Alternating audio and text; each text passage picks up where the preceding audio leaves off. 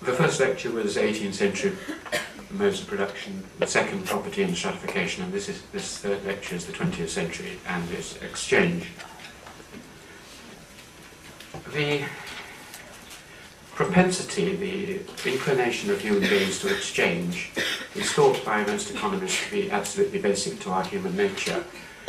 I did quote, but we'll quote again, the founder of modern economics, Adam Smith, who says, the beginning of The Wealth of Nations, a certain propensity in human nature, a propensity to truck, barter and exchange one thing for another, is common to all men and is to be found in no other race of animals. Well, we now know that I think some animals do exchange things, and they're exchanging things all the time of a symbolic and other kind, but it is a very strong feature of ourselves, watching children grow up very, very early on, before they can speak.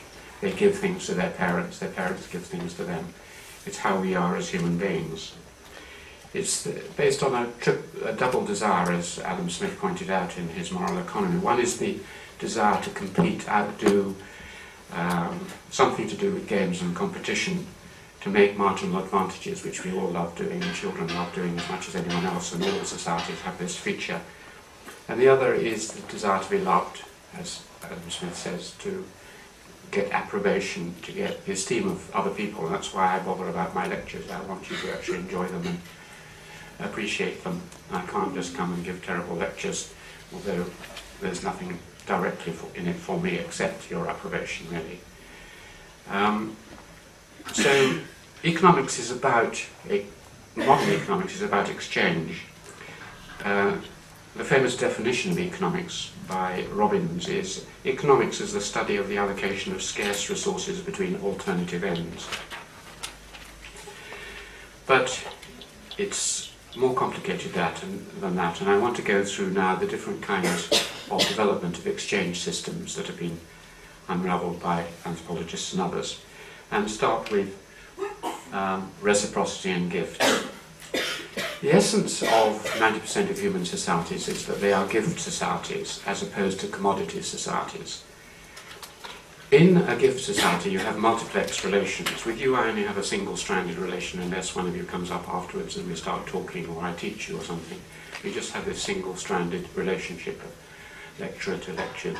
But in the majority of human societies, nearly all of them, you have multi-level relationships. So in such societies, any action you do, any word you say, and anything you give someone isn't just an object. It carries all sorts of symbolic and other weightings. Whether you give it, whether you don't give it, makes a huge difference to people. So you don't have single-level functional exchanges between people.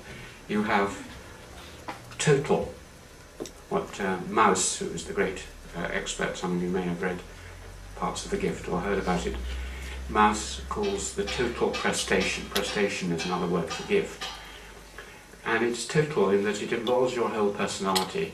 It ties up with Marx, Karl Marx of course, because in his image of simpler societies, when you make something, when you do something in the world, you put some of your own personality and your spirit into that. When you make a pot, it isn't just a pot, it is part of you. Now that is still the case with potting, because Lily's, my granddaughter's father, my son-in-law, is a potter, and he puts some of his spirit, as he says, and bad pots he has to break. He won't let me take them away because they're bad representations of himself. So people in arts and crafts still do this, but much of what we do is exchanging neutral objects, but in many societies you are involved in total exchanges. Now there are different kinds of exchanges, of course, and this was famously the most interesting, I think, summary, if you want to read it, of types of exchanges in Marshall Sahlins' book, Stone Age Economics. There's one essay there on developing Mauss's theories on gifts, and he splits exchanges and gifts into three main kinds. One is negative reciprocity. Negative reciprocity is, I won't be talking about it, basically means going up and hitting someone, or war. You give a gift to someone, but it's a negative gift, and it harms them. The other two main forms are balanced reciprocity. which is what our major form in a capitalist society is, where you use money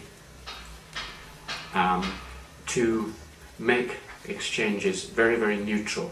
Very little of your personality is involved, and there are almost immediately there's a return straight away.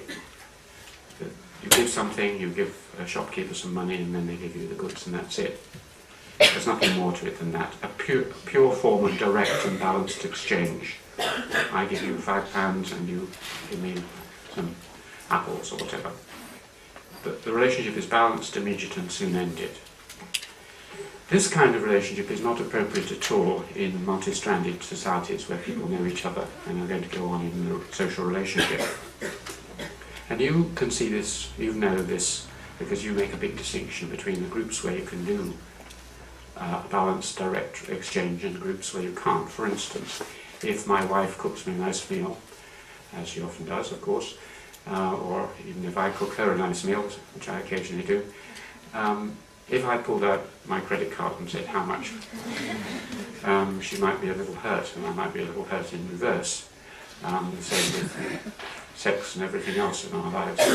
In the family, you don't pay directly. If a friend comes round and mows the lawn for you, or if my next door neighbour comes round and sorts out my broadband connections, as he often does, I might in a few weeks give him a bottle of wine. But I wouldn't immediately pull out the checkbook and pay him, unless he spent an awful lot of time. So most of our life is deciding whether we're in a complex relationship where we give a gift and then return it later. In the famous biblical metaphor, we cast our bread upon the waters. I give you the gift of this lecture. One day one of you will become Prime Minister or head of Sony International or something, and remember me then. But I don't expect payment for this particular lecture. So you have that other kind of gift, which is called generalized exchange, or delayed reciprocity. This is generalized because I may give you something, you may give someone else something, someone else may give someone else something, and then it comes back to me. It can go on a long cycle, as in the cooler, which I'll talk about later. A to B to C to D, and then back again. It's not direct and it's not immediate. And there is no direct equivalence. You don't give me the exact amount back again. Now, there are two things about the Mauss's idea of the gift, which I've always found. I think Mauss's book is one of the greatest works of anthropology, because it really illuminates not just anthropology but our whole lives. And one of the things he discovered was that gifts, things you give to people, not only have a physical body, the animal, plant or whatever that you give to someone, but also an inner essence or spirit.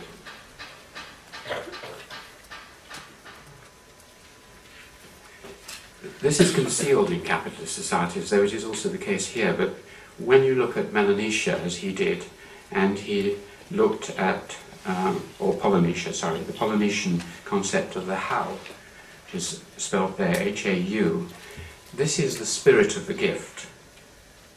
So a gift has two levels. It is an object. Does anyone know what this is, by any chance? Any guesses? Salt, did someone say? No, I'm deaf as well as everything else, so you have to shout. No guesses? One or two of you are from that part of the world, I would have thought. Is it, do they use it as currency? They use it as currency, yes. Okay. It's a coconut, isn't it? Some form, not coconut, but like some sort of nut. No, it's tea. It's a block of tea, which is the main currency over Tibet and Mongolia until recently. But it also represents a lot of work. I went to a factory in Western China where they make these blocks of tea, and it's a lot of work making these. So something of a person goes into this. So in the Maussian gift, when you give someone a block of tea like this, within a context of a multi-stranded society, there is the physical block of tea, and there is this invisible spirit of the gift which is inside it. And it's a spirit both because it is conceived to be alive, but above all because something of the maker and their personality is within it.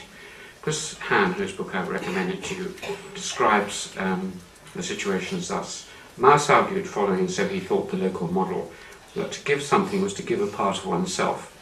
The spirit of the gift was a link between the object given and the donor, which ensured that the object would eventually be returned. When you give a bit of your spirit away, it will come back to you. Mauss emphasized the sense of obligation involved in all gift transactions. There was an obligation to give, but there was an obligation to receive and to repay. And from these various obligations, a kind of social order emerged. Mauss's problem I want to explain, and the problem of 20th century anthropology, is what holds together these kinds of simple societies which don't have a state, they don't have an economy, they don't have a legal system, they don't have an instituted religion. What is keeping people from falling apart? What is the cement that glues people together in the majority of human societies? And what he discovered is that it's this obligation to give and the obligation to repay. This is a total prestation. It's not a voluntary matter. You don't think to yourself, oh well, today I'll give someone something. It's part of the total system, and there is a great compulsion both to give and to receive. Now, this idea has, to a certain extent, but not entirely, disappeared from our society. But you can see it in another aspect, both of the majority of human societies and our own, and that is in religion. Religion is all about gift giving.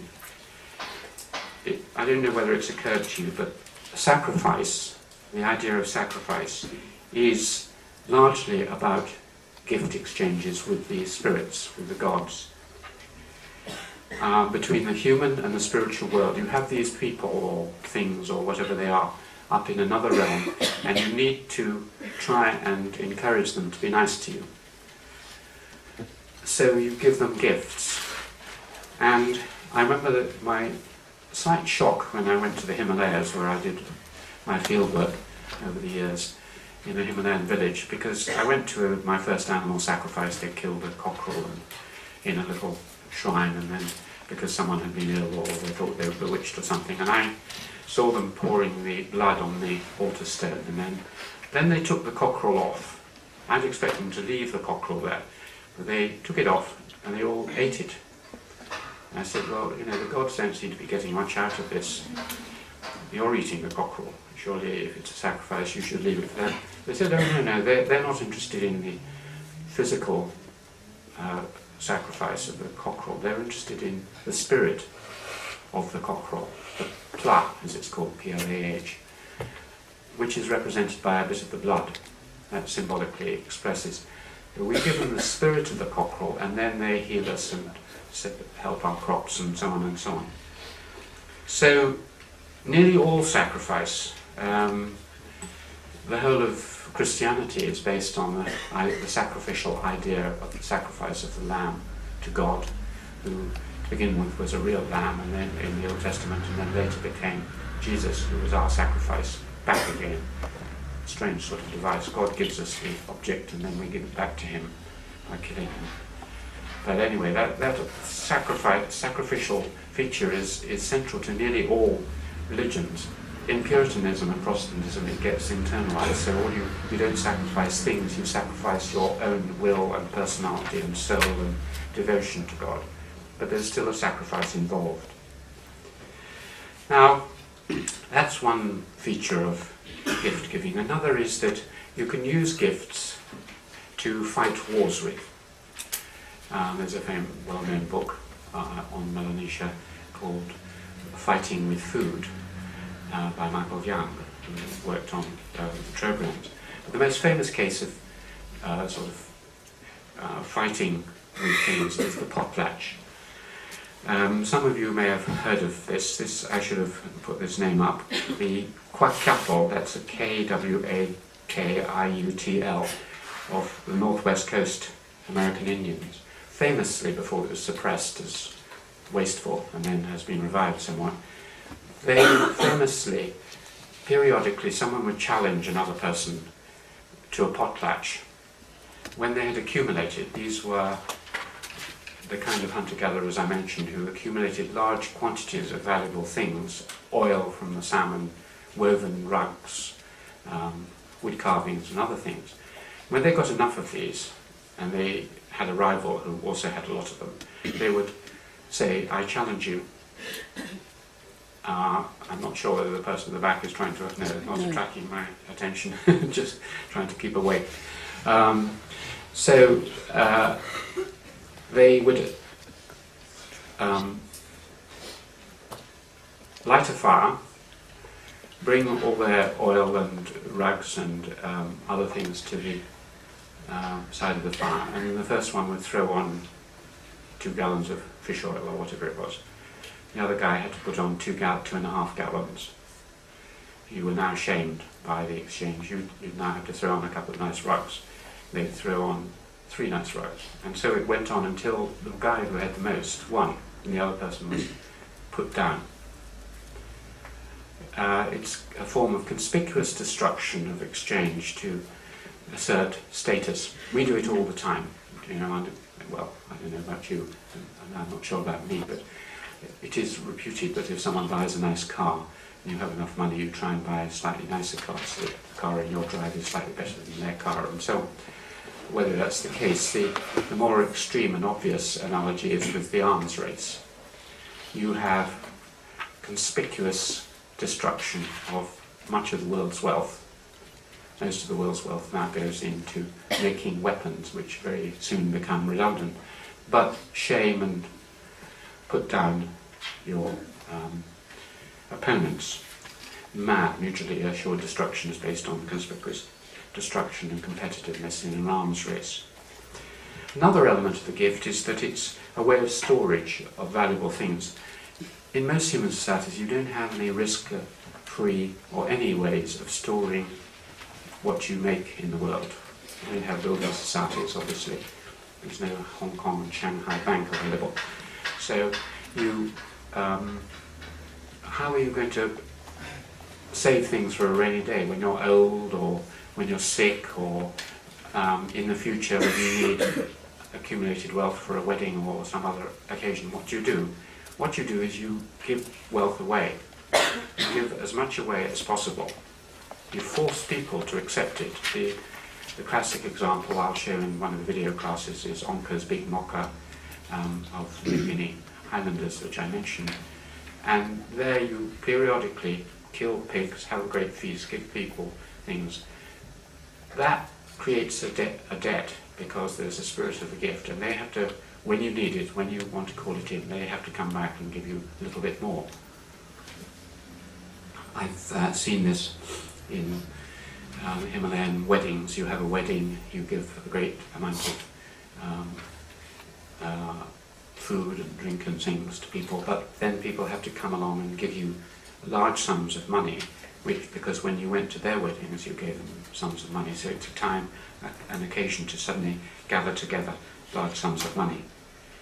So, as the Bible says, lay not up for yourselves treasures upon earth where moth and rust doth corrupt, but lay yourselves up treasures in heaven. Well, in most of these societies you lay up some treasures in heaven through sacrifice, but you also lay up treasures through other people. Invest in other people is the best saving. And this, of course, is the quintessence of family life, even in your and my society in the West. I don't know whether how much you've thought about it, but the relationship between you and your parents is a complicated gift kind of relationship. Parents give love, shelter, food, clothing and so on to their children over their first 20 or 25 years in the hope, maybe, that they will get something back. But whereas in most societies you would automatically get it back, the children would automatically look after you in your old age and sickness and so on, and you don't even think about it as a gift because you co-own all the property. In our society, it's always been the case that, when I say ours, I mean Western European, American, that kind of place, it's always been the case that there is a basic contract. If the parents are nice to you, be nice back to them. If they're not, you have no obligation. This is a very strange concept. In the majority of societies it's immaterial. As long as they're your parents, they're your parents. But this is put most famously by John Locke, the philosopher. He says, "The honour due from a child places in the parents a perpetual right to respect, reverence, support, and compliance too, more or less, i.e. proportionately, as the father's fair cost and kindness in his education has been more or less." If they haven't been nice to you and they haven't bothered about you, then you have no obligation. This, of course, is the basis for his contractual theory of political power as well, because if the king isn't nice to his people, you have no obligation to the king. You get another king. It's a revolutionary contractual doctrine. But of course it seldom works. Very often what you have is a situation where parents are quite nice to their children, and then the children find it very difficult. They have their own lives, their own marriages, their own children. So we tend to have much more of a downward flowing situation where you're nice to your children and look after them and support them and so on. They then pay taxes. This is generalised exchange. They then pay taxes through their lives, which then go into the security and health system, which supports you. I'm in this situation now that I have children and now grandchildren, and I've given a lot to any surpluses I have, or most of them I give away to my children because I don't really want the stuff. And it's very nice they take it, but it's on the absolute understanding that they have no real obligation. If they feel later on I or my wife need help, it's up to them. We can't force. There's no pressure or force one can put. And the great literary example of all this, of course, is King Lear. How many of you know the story of King Lear? Well, basically King Lear abdicated his throne. This is Shakespeare's play, and when he abdicated his throne, he asked his three mortals if they loved him, and the first two, Goneril and Regan, said yes, of course they loved him. The third, Cordelia, said, I can't, don't force me, she did love him, but she wasn't going to be forced to say she loved him. So he went and stayed with the first two, who didn't really love him, and threw him out. And he was left with Cordelia, and gradually at the end he sort of realised that she really loved him, even though she couldn't be forced to say it. And so this is a wonderful treatment of the relations between parents and children in the English context. I now want to move on to barter and markets, because we're now moving into peasant societies, or just beginning to. At the beginning you have what is barter. Barter is basically, I give you this and you give me that, exchange something. Now, barter isn't a gift because to take the extreme example, a hunter-gatherer society which has got lots of honey, say in the Nilgiri Hills in southern India,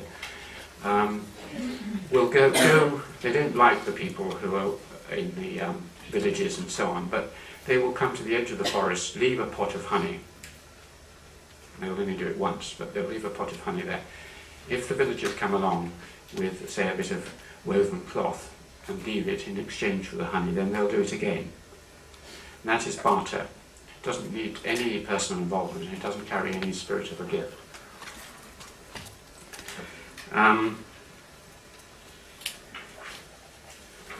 But soon it develops these things. You start with one pot of honey, but very soon you find there are lots of pots of honey and all sorts of other things being left around. And then people meet and they hang around. And you begin to get what are called peripheral markets. They often occur in another setting around a religious festival. People are meeting for to worship a god or something, and they bring along a few objects with them. You find this in South America and in Mexico and in many parts of the world, and I've seen it in the Himalayas. It's on the edge of normal life. Most of your life is catered for by producing something which you then consume or gifting among yourselves in your village, but the edge of it, there develops these peripheral markets which are very important. They're not basic things, but in the South American and other instances you go there and then you buy or exchange things like baskets, pots, maybe salt, maybe long distance trade items. And many market systems grew up like this, at places where people would meet for other reasons. our two universities, Cambridge, bridge over the Cam, and Oxford, the ford over the river which has never existed as far as I know, the Ox, were places where people would come and meet. People have heard of the Ox, but it used to be called something else when I was at the Charwell or something. And people would stop there, and then a little market would grow up, and towns would become markets, as Cambridge has done. What you tend to get in these marketing systems are levels of markets. There was a very famous article by a man called Skinner, who wrote about Chinese markets, and what he found was that there was a deep pattern in Chinese markets where you'd have a big city, like Shanghai or something. Round it would be big, middle-sized towns, which had middle-sized markets dealing with certain things. Each of these would have little, very small markets supplying them. Each would have different functions and different roles. So you had, if you can imagine a model, a central place, and then spikes off it with middle-sized markets and then tiny markets. The middle one would be there all the time, or the big one would be there all the time. The middle one might be a weekly market, and these other ones might be monthly or whatever, and they deal with higher level goods and so on. We don't really have that sort of thing, though it's very interesting what's happening to marketing in this country. The nearest I can think of as these kinds of lower level markets are car boot sales. How many of you have been to car boot sales? Quite a lot. Okay, well, you know more about it than I do then. I drive past them. I always feel as an anthropologist I should be going in there and analysing them. This is my fantasy about them, which is that people, I ought to go because I've got an awful lot of junk that I ought to get rid of, as my wife is always telling me, old computers and photographic equipment and so on. So I should go along with my car, open up the boot and deal with peripheral things. They're not, I imagine, you may be able to correct me, I imagine you don't take a huge load of Sainsbury's shopping and put it in your car boot, and food and very good clothes you just bought and so on. They are for the peripheral but useful sort of goods. So you have a garage full of this stuff, you take it to a car boot sale, you make a little bit of profit, you exchange, you meet your friends, and then you come back with a car laden with about the same amount of rubbish as you took, but you may have made a small profit. That's my fantasy of how it works. So our desire to barter and truck and exchange is fulfilled, maybe make a little profit, and also a hobby and an interesting sort of thing to do. It's like swapping at school, just like one did at school. Accumulate too many marbles or whatever, and exchange them for conkers or something else. But then you begin to get something bigger, which are fairs. And fairs are a really interesting phenomenon. They're the main exchange forum in peasant societies until very recently. What a fair is a place which, for say a month or two, everyone comes and exchanges things. And Cambridge is a very good place to talk about fairs, because the biggest fair in the whole of Europe took place in Cambridge, on the edges of Cambridge, between its great heyday was about 1700. It's described by Daniel Defoe in his Tour of England, about 10 pages on it if you're interested in that. And you can see the traces of it. It's Stourbridge Fair, Stourbridge. You can, if you go out on the Newmarket Road and look at the names of the streets on your left-hand side and the pub signs, you can see the remains of that great fair. You'll see Cheddar Lane, which is where they sold the cheeses. You'll see Garlic Row, where they used to sell the garlic. You'll see the signs of, you'll see the Three Wrestlers Club, which is where they used to have the wrestling. They used to bring goods from all over Europe, from Scandinavia, from the Mediterranean, from north of Scotland, from the south, bring them there once a year for about a month and exchange them in a great fair. It had its own judicial system, its own laws, and it had a special hospital, which you can again see if you just as you go over the railway line. On the left-hand side you'll see a medieval building, which is the Plague Chapel of Stourbridge Fair, where people who were ill were taken. And it was vast. Or it was a wheel around which many goods all over England and Europe were exchanged, and there were also these great fairs in Germany and France and Italy. They were killed, of course, by the railways, because these were water-based fairs, and by shops. People now wanted to be able to go every day and buy things, and better transport and shops killed these fairs. Although, in a sort of irony, they've sort of come back in a way, because the shops now have been killed by the supermarkets. And the supermarkets are perpetual fairs. They are places where goods come from all over the world, and you can't exchange things in the same way, obviously, but they have a life to them which is much bigger than just a shop. You can go around them. There are plans. I've always imagined that one day we will live in these things. And there are plans now to put hospitals into them, which I imagine would have happened a long time ago. You'll be able to be born in one of these. Sainsbury's will have its own hospital where you'll be born, and you can wander around consuming, and then you'll die there, and you'll have your legal system. So you never have to go outside the consumer palace that has been built. So I now want to turn to the last 3 or 4 minutes on market economies.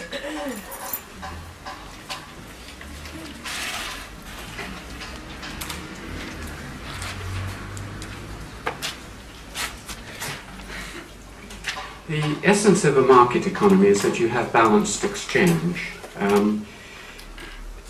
Market here doesn't mean a physical place, it means a mentality, a way of looking at things, of thinking of things as objects which you exchange rather than things with any personality in them. And the great change, of course, is summarized by Marx as between what he calls CMC, commodities which you produce, you then get some money for them, and then you buy some more commodities, which is a peasant way of looking at things, and our way of looking at things, which is I pay money as a salary, I then buy some commodities, and then I earn some more money. So CMC to MCN. In many societies, markets grew up because they were neutral zones. In most of life, in an embedded society, you can't really afford to get fair prices for things. If the priest or the ruler or whatever asks you for something, you have to give it to them for free. I remember a story of one of my aged aunts who was once visited by Queen Mary, or one of the royal family, and as she was leaving she said, "Oh, that's a lovely teapot you gave me a cup of tea from."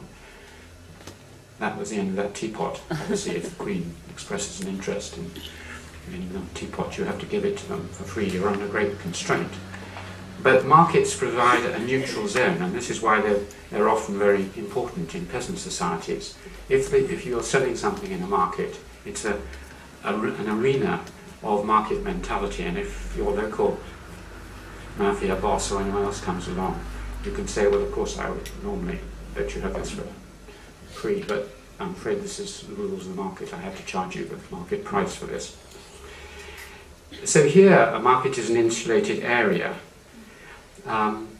and for a long time it was very difficult to create these insulated areas. The ghetto, which is an Italian word meaning foundry or place where they make weapons, the first ghetto in Venice was set up because the Jewish people in Venice were able to deal rationally and without favour with market principles.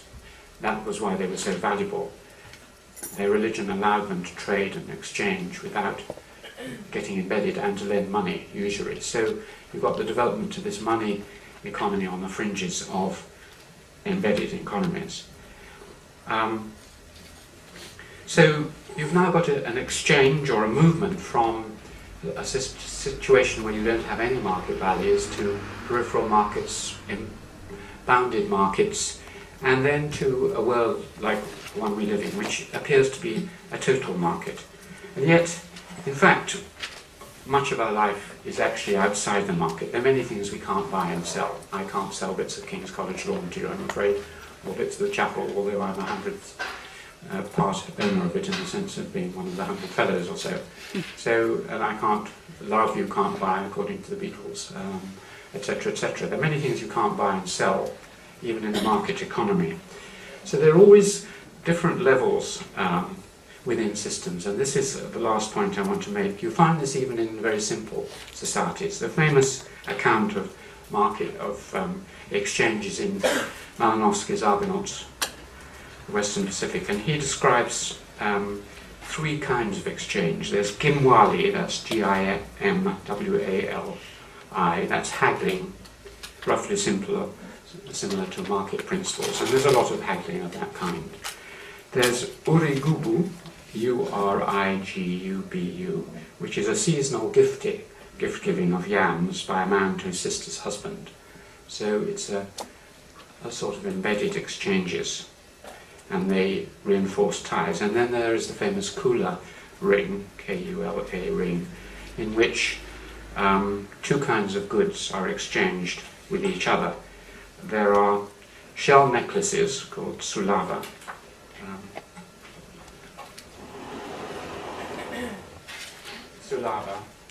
which are exchanged in a clockwise direction, and armbands, known as Mali, which circulate in a counterclockwise situation. It's a ritualized exchange, and the main theory to explain this is that through these ritualized and apparently non-profitable long exchanges that occurred between islands, it allowed these other kinds of exchange also to occur. The danger, of course, is war between islands, and if you're exchanging something ritually, your mind is on that and you think less about your differences, and then it allows other kinds of exchanges within it.